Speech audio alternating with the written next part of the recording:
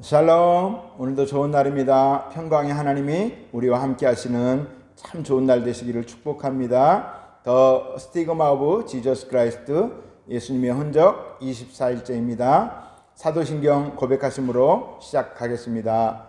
전능하사 천지를 만드신 하나님 아버지를 내가 믿사오며 그 외아들 우리 주 예수 그리스도를 믿사오니 이는 성령으로 잉태하사 동정녀 마리아에게 나시고 본디오 빌라도에게 고난을 받으사 십자가에 못 박혀 죽으시고 장사한 지 사흘 만에 죽은 자 가운데서 다시 살아나시며 하늘에 오르사 전능하신 하나님 우편에 앉아 계시다가 저리로서 산자와 죽은 자를 심판하러 오시리라.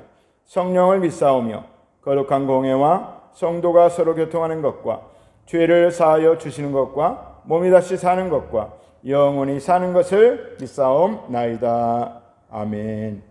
여러분, 사도신경 신앙 고백하실 때 귀로만 듣지 마시고 다 같이 고백을 하시기 바랍니다. 그래서 사도신경을 신앙 고백한다고 말하지 않습니까? 고백하는 가운데 더 큰 은혜가 있을 줄 믿습니다. 오늘 말씀은 요한복음 4장 46절에서 54절입니다.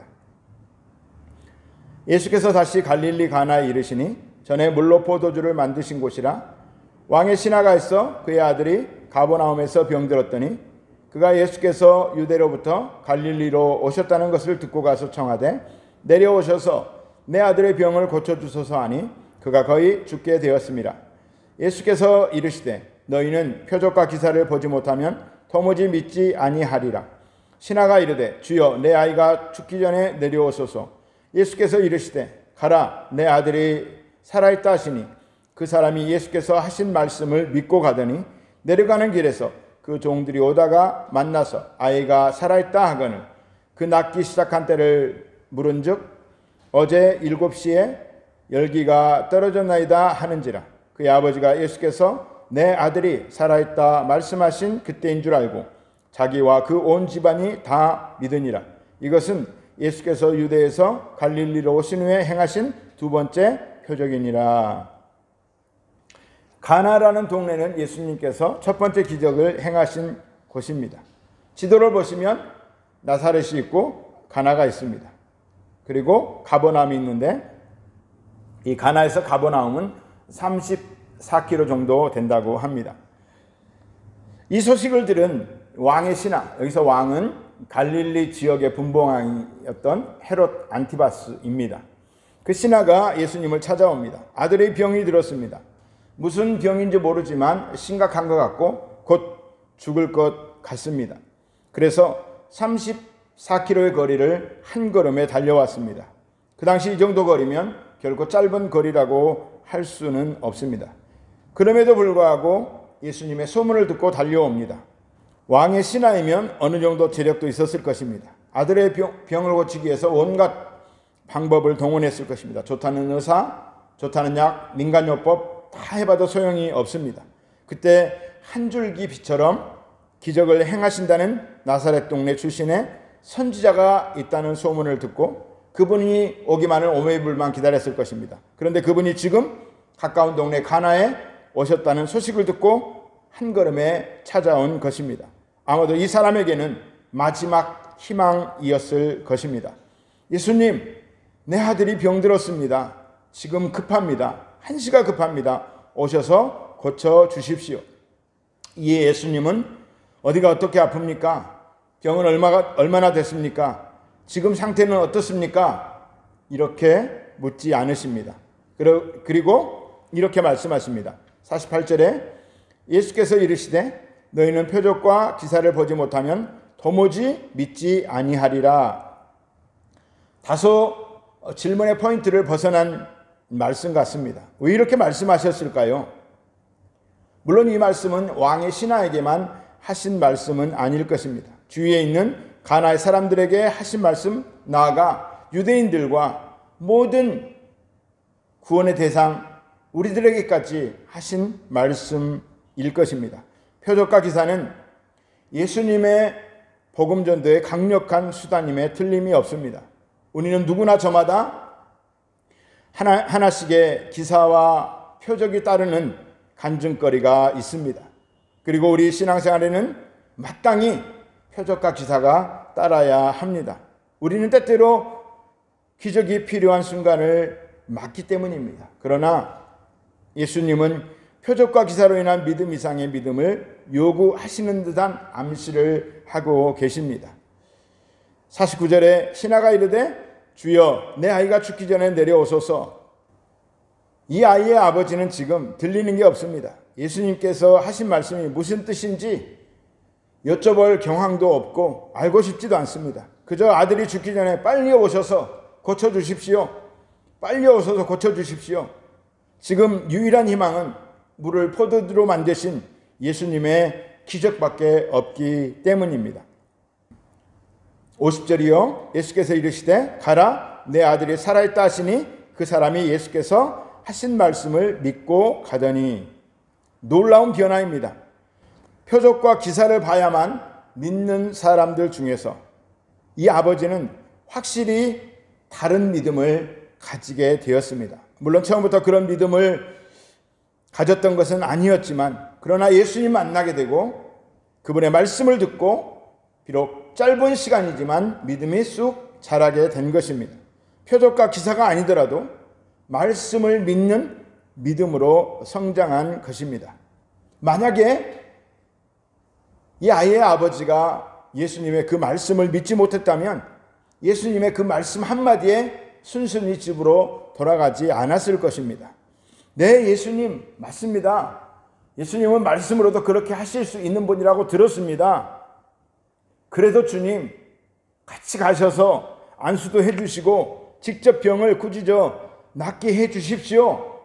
이렇게 졸라야 했을 것입니다.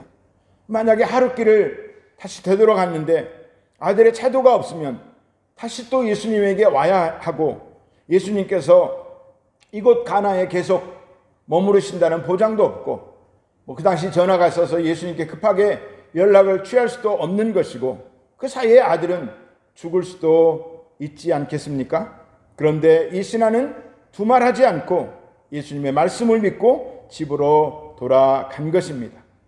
표적과 기사를 믿는 믿음에서 말씀을 듣고 믿는 믿음으로 성장한 것입니다. 우리가 잘 아시는 로마서 10장 17절 말씀입니다. 그러므로 믿음은 들음에서 나며 들음은 그리스도의 말씀으로 말미암았느니라. 사랑하는 성도 여러분, 예수님을 가까이 해야 믿음이 자랍니다. 예수님을 찾으러 어디로 갈까요? 나사렛으로 갈까요? 가나로 갈까요? 말씀 속으로 들어가셔서 예수님을 만나시기 바랍니다. 말씀을 읽고 묵상하다 보면 자신도 모르는 사이에 믿음이 자라납니다. 이것이 말씀의 힘입니다. 목사님, 그렇다면 표적과 기사는 조금 가볍게 여기시는 것입니까? 이렇게 물으신다면 답은 아닙니다. 표적과 기사가 날마다 내 삶에도 우리 교회 안에도 우리 성도님 삶 가운데도 나타났으면 좋겠습니다. 기도할 때마다 성도님들의 아픈 부위가 고침받고 기도할 때마다 성도님들의 문제가 해결되고 축복기도 할 때마다 성도님들이 복을 받았으면 좋겠습니다. 그러나 항상 그런 기적, 표적이 나타나지는 않더라고요. 그래서 항상 말씀을 통해서 예수님을 만나시고 믿음을 충만하게 유지해야 합니다. 그리고 하나님의 때가 되면 그 믿음을 끌어올리셔서 그 믿음대로 기적이 이루어지는 역사를 주님은 나타내 보이실 것입니다. 51절부터 53절까지 보실까요? 내려가는 길에서 그 종들이 오다가 만나서 아이가 살아있다 하거늘 그 낳기 시작한 때를 물은즉 어제 7시에 열기가 떨어졌나이다 하는지라. 그의 아버지가 예수께서 내 아들이 살아있다 말씀하신 그때인 줄 알고 자기와 그 온 집안이 다 믿으니라. 이 사람이 집으로 돌아가는 길에 자신의 집에서 온 종들이 그 주인에게 보고를 합니다. 도련님이 병이 싹 다 나았습니다. 그리고 그 나은 시간을 물어보니 예수님께서 나았다고 말씀하신 그 시간임을 알게 되었습니다. 이럴 때 우리 흔히 젊은이들이 쓰는 표현이 있습니다. 소름. 아마도 이 사람은 온몸에 전율과 소름이 끼쳤을 것입니다. 예수님을 믿는 성도들의 삶은 늘 하나님의 은혜로 말미암아 소름과 전율이 끼쳐지는 삶을 살아야 할 것입니다. 맹물을 포도주로 만드셨다라고 하는 기사, 영어로는 원더라고 하죠. 이상한 일이라는 거예요.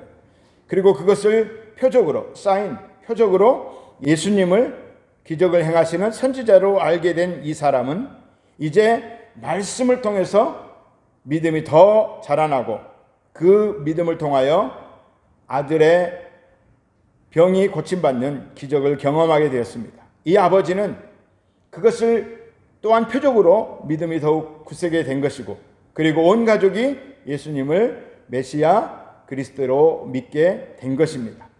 말씀 그리고 표적과 기사를 통하여 예수님을 그리스도로 믿게 되고, 결국 이 사람과 이 모든 가족들은 예수님을 믿게 되었는데 병을 고침받는 믿음에 나아가 영혼과 온 삶이 구원받는 메시아로서의 예수님을 받아들이는 온 가족의 구원이 임한 것입니다. 결국 우리에게도 말씀과 그리고 그에 따르는 표적과 기사로 말미암아 믿음이 자라나고 성장하지 않습니까? 오늘의 결론입니다.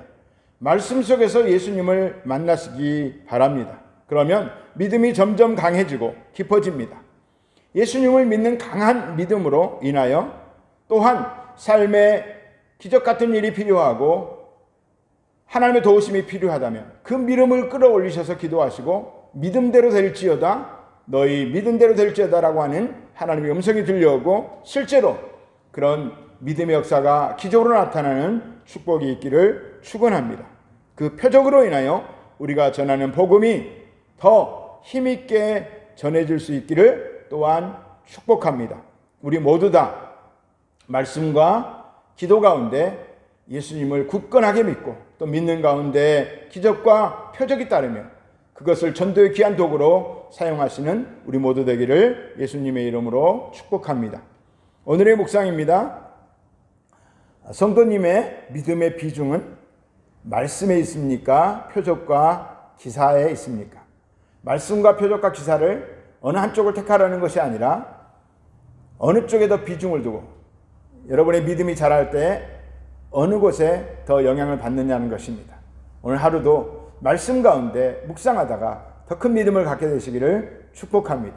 이제 우리 기도하겠습니다. 주님, 우리에게 말씀을 믿는 믿음, 그리고 성경에 기록된 모든 기적들의 말씀이 내 삶 가운데도 나타나게 하여 주옵소서.